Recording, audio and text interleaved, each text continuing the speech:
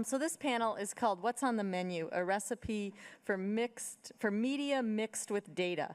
And the general idea is that data isn't a magic pill. And we've seen many data projects that have failed.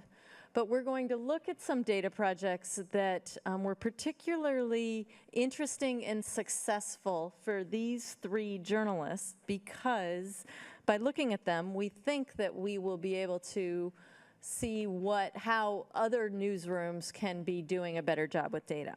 So on this panel is Jeremy Gilbert, and Jeremy used to be at the Poynter Institute before he went to Northwestern and before he went to the Washington Post.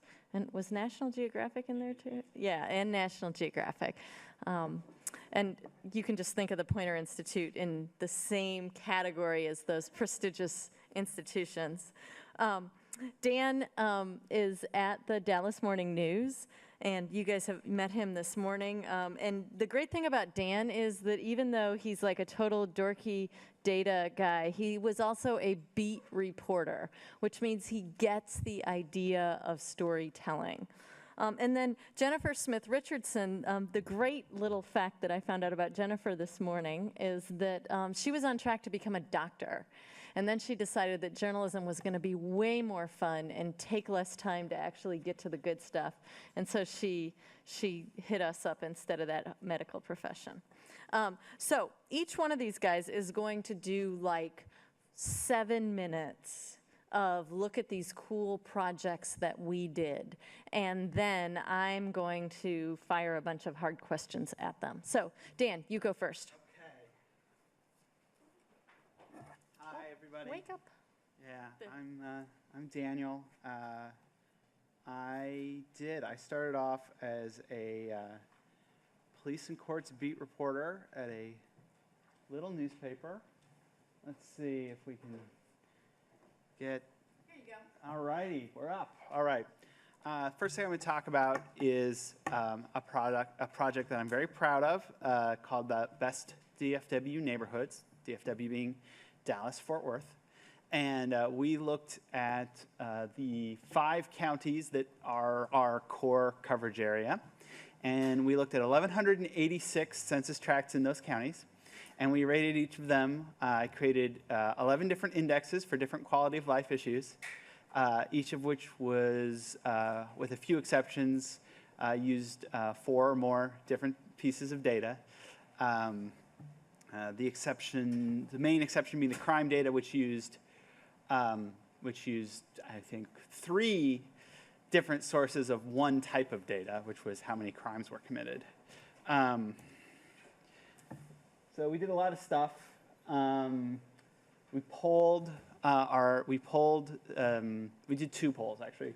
I was allowed to tack a bunch of questions about actually 50 different quality of life measures onto a market research study we were doing in the market. And from that 50, we narrowed it down to 12 quality of life indicators, and I was allowed to do a 500-person poll on that so that we could determine their relative importance, which is that square in the middle. And we'll get back to that in a minute. The thing that my boss's favorite thing about this project was that in the 2 years we've been doing it, it has made the paper over $400,000. We've generated more than 170 stories. And by stories, I mean, traditional pieces of text, beginning, middle, end, byline. I have taglines on almost all of them, so I actually have one of the highest byline counts in the newspaper.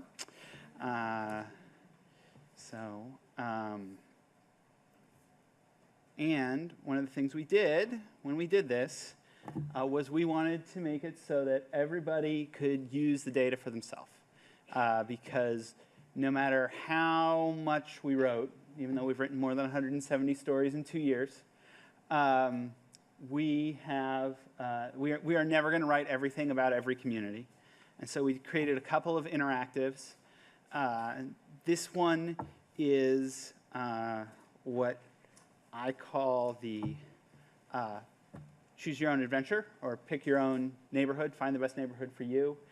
This is probably my favorite single favorite piece of the project. The person who did the digital design for this referred to it as that crazy ass map. She was, but lets me say, here's what's important to me. And it will tell me, here are the 10 communities, and you can do this endlessly. And I have. Now, if I were to do this as what our survey shows people think is important, it looks about like this.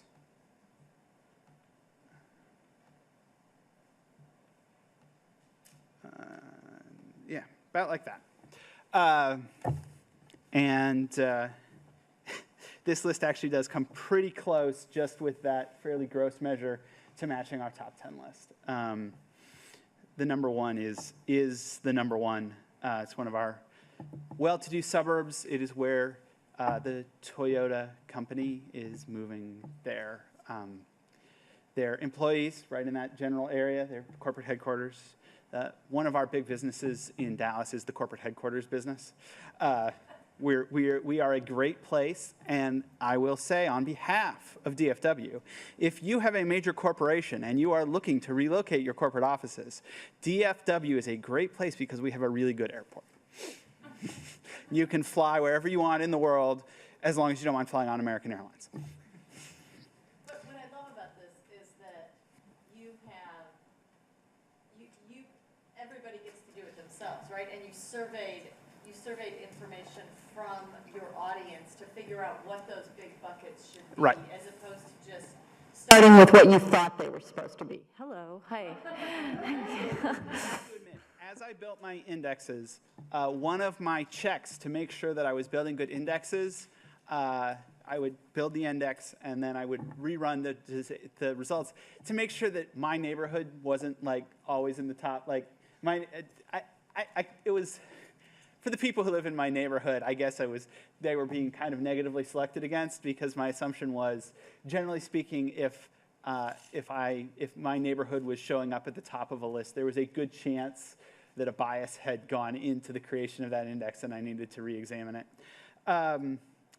It did end up making number 10 on one list that we published, and I think deservedly so. But obviously, I live there. We wanted it to be legitimate. We went through a bunch of different possibilities on what might make it legitimate in terms of an exercise. What we didn't want this to be was what you see a lot of, how do I put this, experiential opinions, subjective lists of the best places to live that you will see a lot of publications do. Which is to say the best places that my friends live. And we also didn't want it to be the best places to live based on what Daniel Lathrop thinks is important. So it was important to us. That is, frankly, more than anything else, the entirety of our secret sauce was that we did 2 rounds of polling. First, we asked people from 50 things, which of these things are important to you? One of these things here, pets, being in a pet-friendly neighborhood. That was an add-on. I had 48 things, and I asked around the newsroom. I said, hey, I get 2 more spots. What do you got? And one of our columnists is one of our now former columnists, huge pet person. Like, she does animal rescue. She's like, pet friendliness. I was like, okay. It rated better than schools. Yeah, that makes sense. So what else you got? Because I want to make sure we get enough time for everybody on the panel. So anyhow, let's see.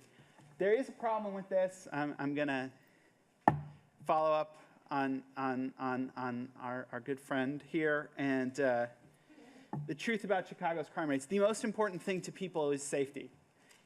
It is the most important thing, and that's not a DFW thing. I guarantee you, living in a safe place is one of the single most important things that any reader in any market cares about. And in the case of Chicago, and in the case of a lot of places, that data is just plain wrong. The police lie. going to say this again. The police lie. And I will say this also. Our elected officials make them lie, and we make our elected officials make them lie. To make ourselves feel better about where we live, to make ourselves less afraid.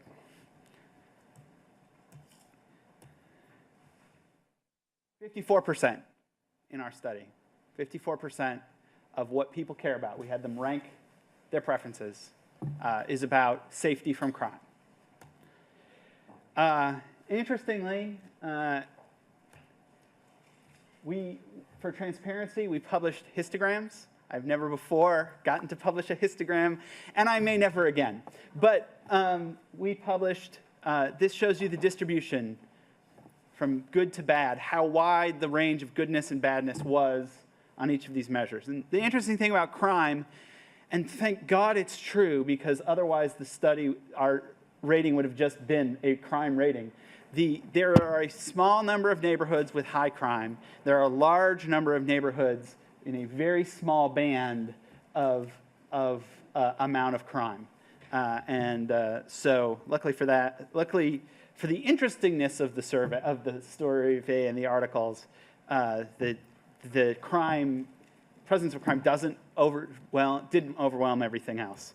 But it would have if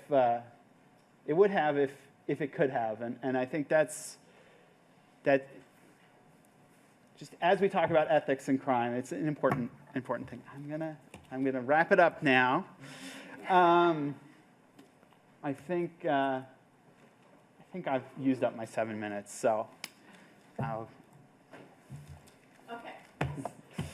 So, Jeremy, why don't you take the podium next? And okay. Fast. I don't have as much to say. No, it's good. So I really wanted to talk about 4 different aspects of using data in storytelling. Is that better?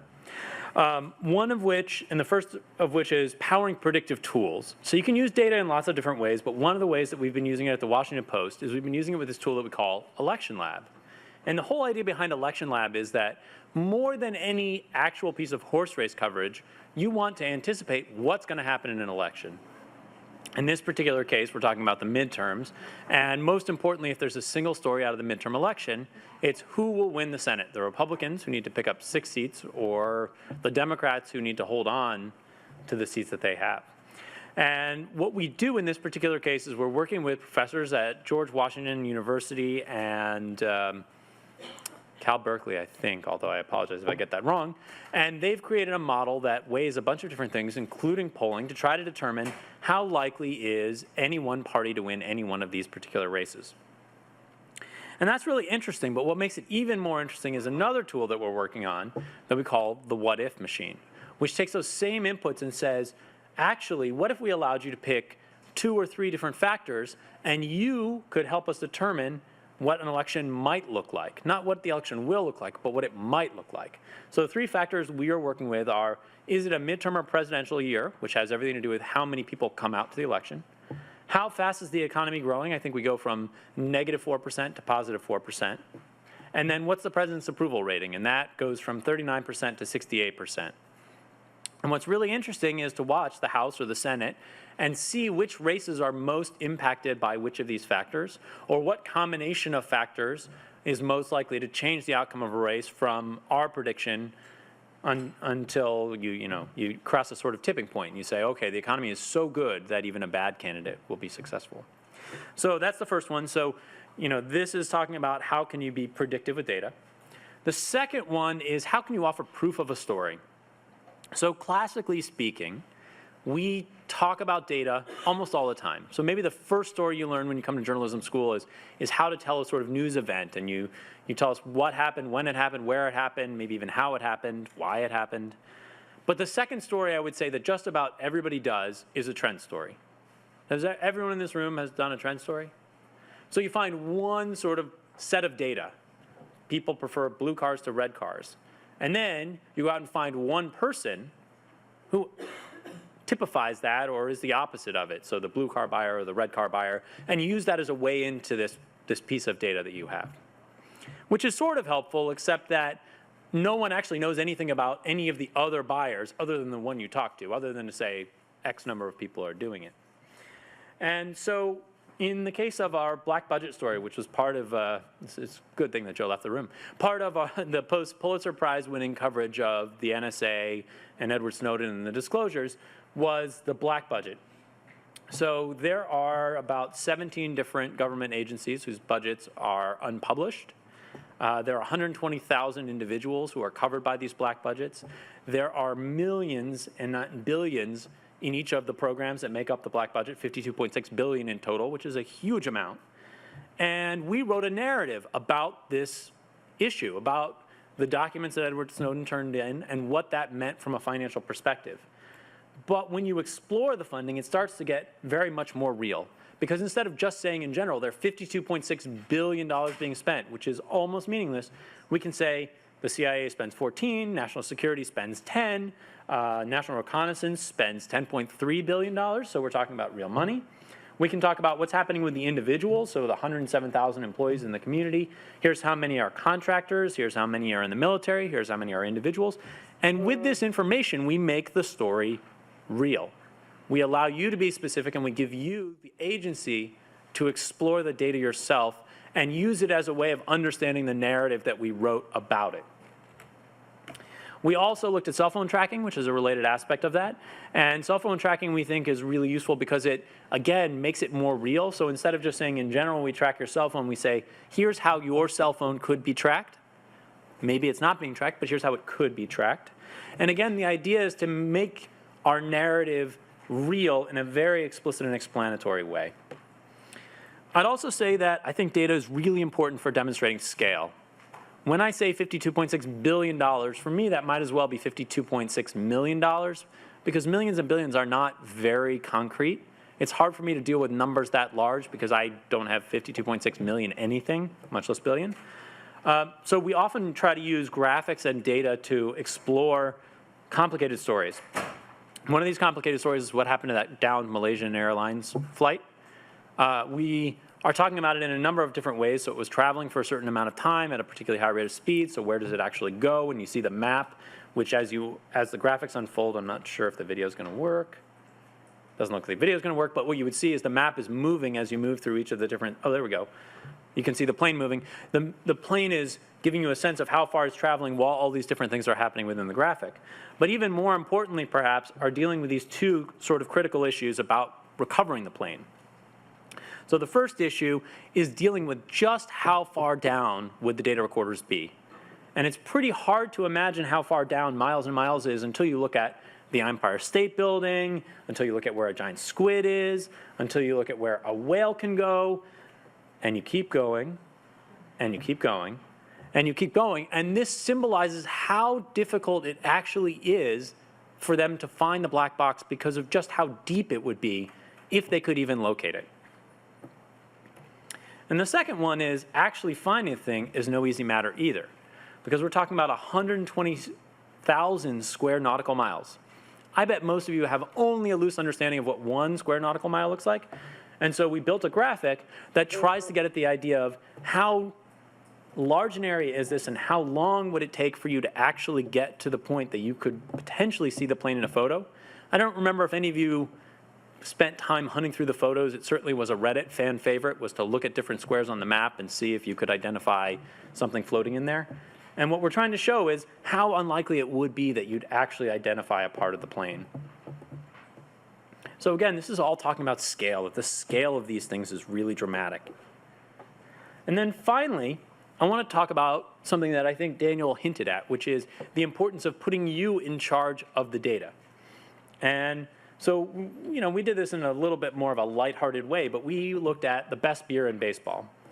And the thing that was particularly fun about the best beer in baseball is your ability to compare your team to another team. So if you wanted to see how the Washington National Stadium fares in terms of the best beer served, you could compare it to any other team, in this case the Pirates, And what we did is we took all the beers that were available, and we used the beeradvocate.com's rating of beer. And then we said, okay, here's how many world-class beers you have, how many outstanding beers, how many awful beers. I don't mean to scare the people at Budweiser, but St. Louis fares very poorly, where Pittsburgh and even Washington and Cleveland doesn't do too badly, fare really well. But what I really love about this is the fact that we have this data, and we could write a narrative that says, here's the best, here's the worst, you're right in the middle. But instead, we make it available that you can make the comparison. You can tell the story that you want out of the data, but we still give it to you in a way that is easy to understand and not just a bunch of numbers. All right, I went over, but just a little. All right. Okay. So again, you're seeing how data informs storytelling in ways that allow the audience to participate in the storytelling both at the front end and at the back end. So Jennifer, what you got for us? I'm going to let him drive. That's okay. I don't have very much. Okay. So for most of my career, I've been a beat reporter. I covered schools. And I'm going to intentionally show you something that's a lot more lo-fi than what you've seen today, because I want you to know that you can love data as a reporter and love storytelling, love narrative storytelling, and marry the two. And it doesn't have to be complicated, but they work really, really well together. I'm a bit of a data on the beat evangelist here. So the great thing about marrying data and narrative storytelling is that data can tell you where the stories are in the first place, so you know where to go to find the best possible stories to tell. Second, I want to tell you that data allows you to tell even narrative stories with authority, to be able to speak with authority and an authoritative voice in your storytelling. And also, data and narrative storytelling work really well together because data tells you the what, and then your storytelling brings out the why or the how. So if we can see the slide, I'm going to show you a colleague of mine, Allie Manning. She's our crime reporter. She spent a lot of time writing about mostly teens being shot. We had quite young teens who were being shot in front of schools, and it felt like a spate of them. And she was writing these daily stories all the time.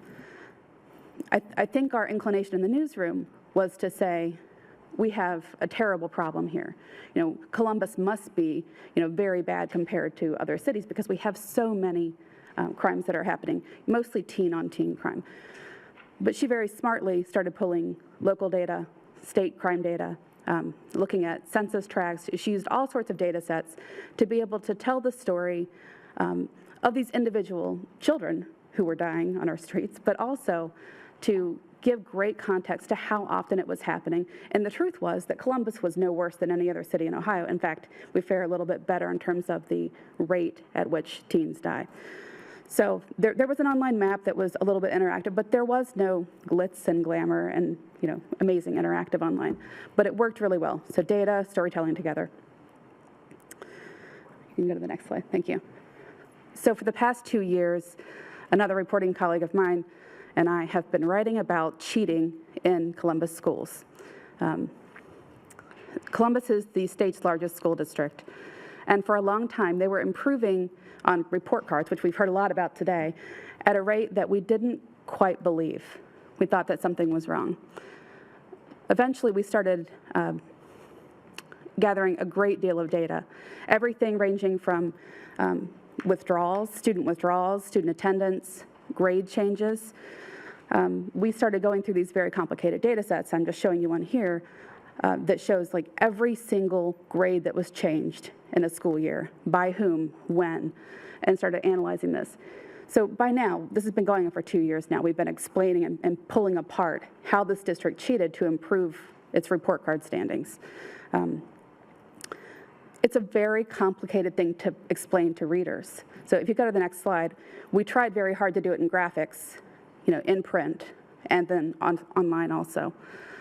But even that probably didn't do enough to explain what was happening. And what was happening, just in a short version, is that the district was, or administrators in the district, were withdrawing children who had a lot of absences or very poor test scores so that their test scores wouldn't count, and then re-enrolling them. So if you're not enrolled for a full school year, your test scores don't count. So this was really advantageous to the district to do. If you go to the next slide, One of the only ways we could think to explain this process of withdrawing a child and re-enrolling them was to do this whiteboard video. It is not high tech. It is me drawing a bazillion little stick figure people. We could click on it and watch it, but I don't want to bore you. But it really is me explaining the process of scrubbing. And it was, I think, one of the most effective things we did to explain a very complicated issue. So in this case, the data was very complicated.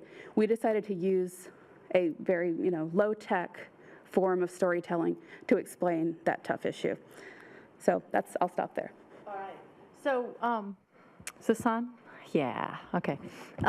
So each of you have talked about data projects that essentially are ongoing projects. The neighborhood thing is something that lives forever and you will update it. The schools thing is a project that's been going on for 2 years.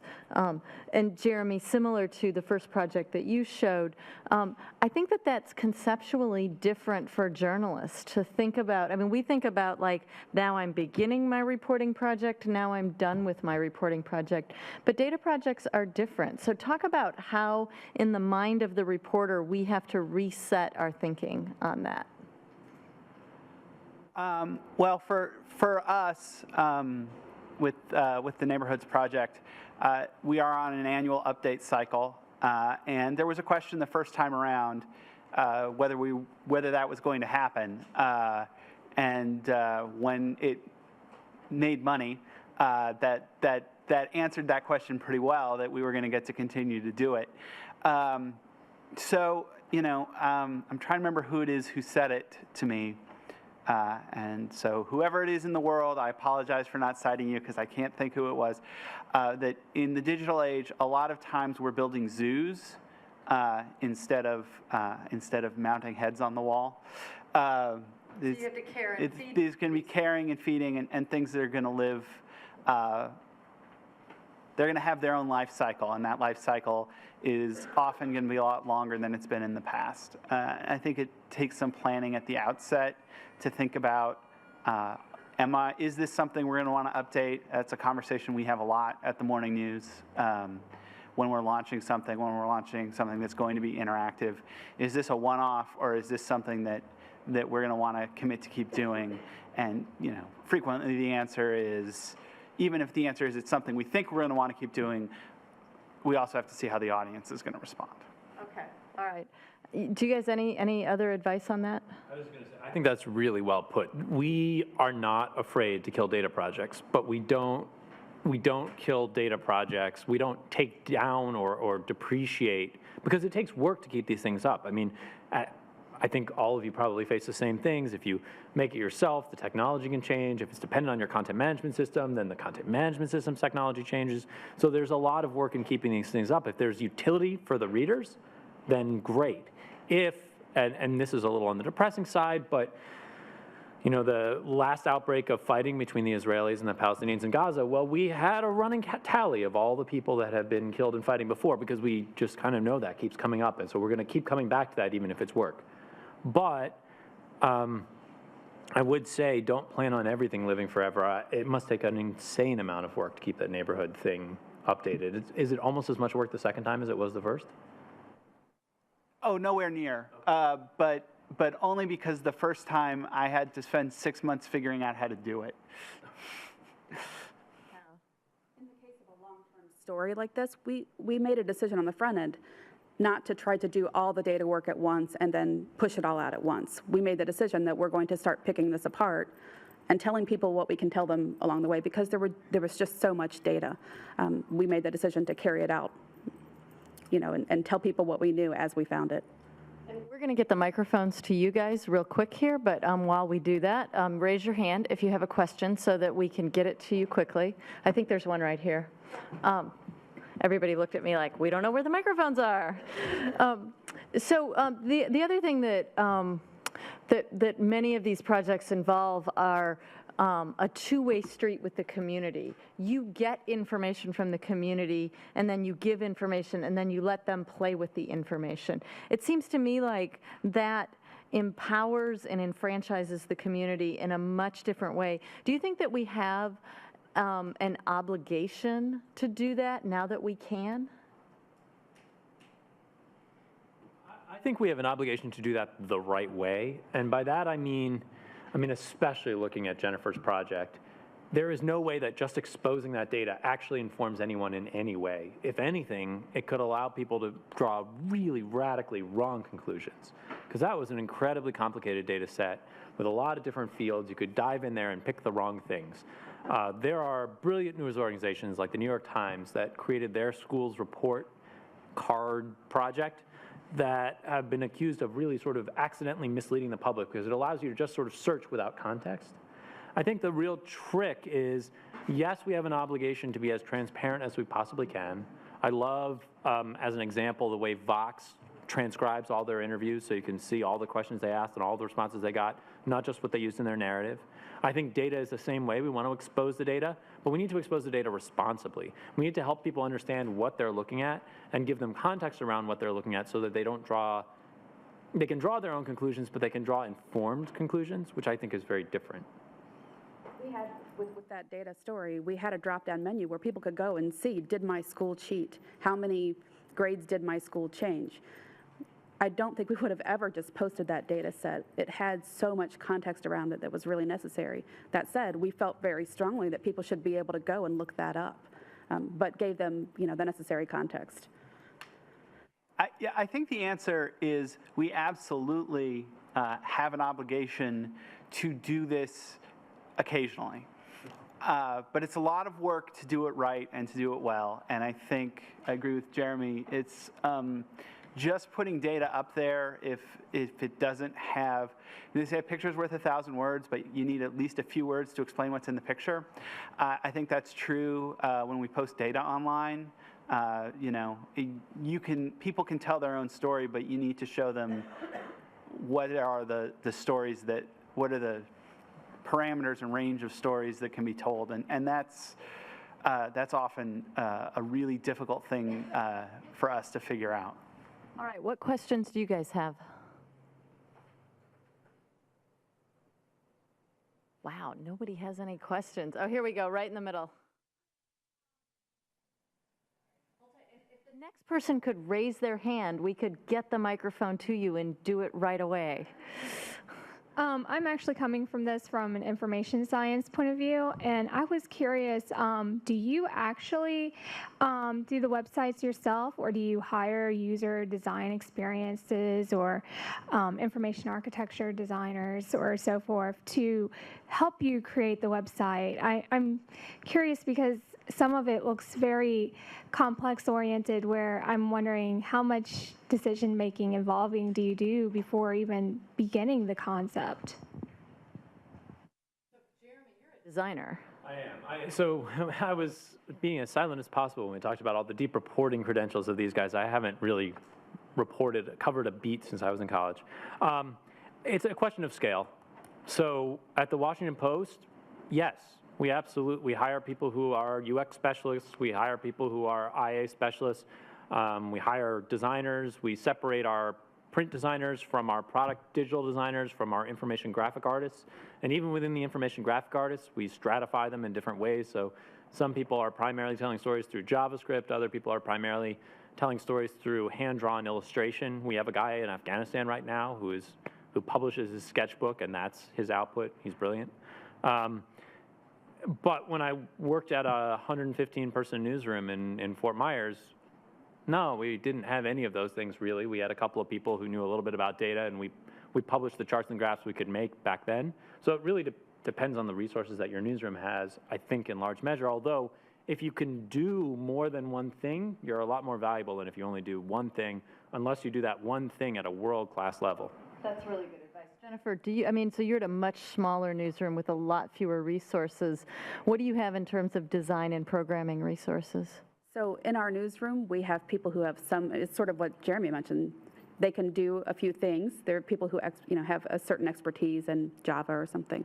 But as reporters, we have no hand really in building that type of sophisticated online interactive data set. And so who does that? We have a web staff in-house who might do that. Yeah, the in-house web staff. Right. So even a small shop or a medium-sized shop needs to have programming and design resources dedicated solely to digital. That's true, and I think that we wish we had more. I mean, I think that we're always looking for a way to bring more of those resources in. I think Jeremy wishes he had more too. So what about you guys at Dallas? You guys are sort of middle of the road. Yeah, so we're a just north of 300-person newsroom, which is well less than half of what the newsroom was 10 years ago. But it's still an enormous newsroom, biggest place I've ever worked, which is fantastic.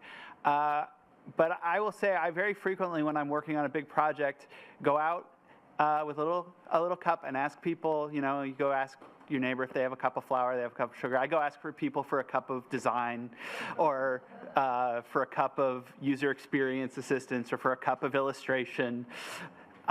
Because, in most news organizations, the resources are finite and the needs are almost the opposite.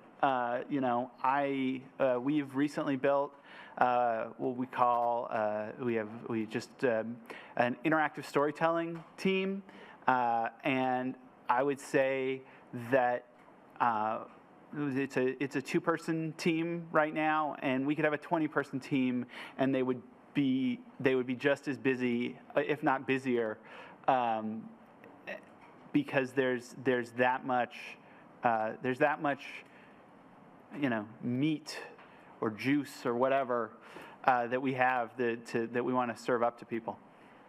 So as we get the mic to the next person with a question, how do you pick? I mean, you do have to be you have to be good at more than one thing, right? So storytelling and something else, or photography and something else. How do you pick? What's the biggest bucket of categories to pick from? Just list your top 3, each of you. I'm going to go last. I would say statistics, and after that, because if you really get statistics, there's so few people in our business who really understand it at even a reasonably moderate level that you can distinguish yourself very quickly. After that, I would say a little bit of JavaScript can make you incredibly dangerous in a good way. And after that, I would say learn to pick up the phone. All right. Jennifer? So I think be a strong writer, develop your writing skills, and do that by reading a lot. Learn some basic programs and software that will help you understand and analyze data. Start with Excel. Go for it. It's a small but powerful tool. And third, I would say consider learning a programming language. I'm trying to learn Python right now, and I hope that it's useful as I move forward and with bigger data sets. I guess I think the trick, and Jennifer and Daniel already spoke to it well, but is that you can't just say, if I know Excel, I'll be okay. If I know JavaScript, I'll be okay. It's not that they said that by any stretch of the imagination. What they were speaking to is, what do you need to know in the newsroom right now? And if we had asked the same question 6 years ago, probably wouldn't have said Excel and JavaScript. And so the good news is you're in school right now. So when you come out, or many of you are, when you come out of school, you'll be well positioned with the things you need to know right now. You'll probably actually be ahead of many of the people in the newsroom. On the other hand, if that is the last time you learn something new, you are out of luck. So these sort of bigger things that Daniel and Jennifer talked about are really critical, that you need to be able to ask really tough questions. You need to really understand who your users are, and you need to be constantly learning new things. I mean, Robert's whole keynote is all about the things that he's learned in the last 6 months. And I think that's really important, that the things that Jennifer and Daniel are doing now in their jobs are definitely not the things that they were doing before, and will not be the things that they're doing soon. And so there's value in being on the cutting edge in the newsroom and pushing the envelope in the newsroom and all those sort of cliches, but that means that you have to keep constantly learning all the time, even when you're not in school. All right, we have time for one more question. Who's got the mic? Stand up and tell us who you are. Hi, my name is Alicia Bailog. I'm a senior here at Kent State, and I had a question about the I think specifically the video that you did with the Columbus scrubbing thing, how do you go about when you have like a data set and you want to tell the story, choosing the best design aspects, like, or the best ways to show the data, whether it's a bar graph or like a video like you did? How do you go about choosing the best ways to present the data so your audience can get a full grasping of the situation? So we had a conversation about, well, we could maybe figure out how to do some sort of interactive thing or some sort of more high-tech thing. And we were like, you know what, that's going to take longer. This is a complicated issue. We could probably just set up a camera and I will stand in front of a whiteboard with a marker and we'll be able to produce it a lot faster. So part of it was just speed. It was, we had put up a lot of stories already about scrubbing and needed to quickly be able to explain to people, the genesis of what really was scrubbing, what is scrubbing. And it just seemed like the most direct and fast way to do it. Yeah, I think you also need to ask the question, what do you want the audience to learn? Because a lot of times we start with data and we just think, oh, it's really interesting and they can learn lots of things. And that may be true, but in this case, you had really specific journalistic objectives that you wanted to convey. And then you start talking to people, and there probably isn't a magic bullet. There's a lot of times there's lots of different ways to visualize data. But the challenge is, do you want to wait 6 months to have them learn this because that's how long it's going to take, or do you want to get it out in 4 days? The conversation was, well, we need to do this quickly. How can we tell people and help them understand, and what will not cost a lot of money? Boom, it was a whiteboard. Yeah, I was going to say, if you can tell the story with a bar chart, for God's sake, use the bar chart. Just don't use the pie chart. Just never, ever use a pie chart. Don't use the pie chart. Pie charts are bad? Pie charts. Tufty. Okay. Read Edward Tufty. Yes. Pie charts bad. Pie charts bad. So if you learn anything bad. from this, pie charts bad. Never use pie charts. All right, I feel like we were really clear and concise, and now we're done. Thank you very much. Thank our panelists.